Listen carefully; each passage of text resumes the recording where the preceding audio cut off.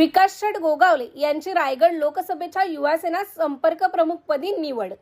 उपमुख्यमंत्री एकनाथ शिंदे यांच्याकडून विकास शेठ गोगावले यांना मोठी जबाबदारी। भविष्यात रायगड लोकसभेसाठी विकास शेठ गोगावले इच्छुक। नुकतीच शिंदे शिवसेनेकडून राज्यभरातील युवासेनेच्या प्रमुख पदाधिकाऱ्यांची नव्याने नियुक्ती करण्यात आली आहे।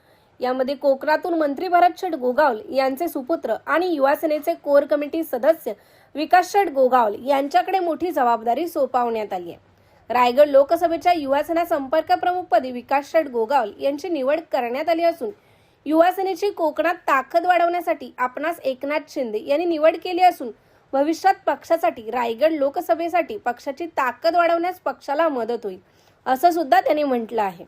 यावेळी रायगड लोकसभेतील युवासेना कार्यकर्त्यांनी त्यांना शुभेच्छा दिल्या। ब्युरो रिपोर्ट, तेज मराठी न्यूज, रायगड।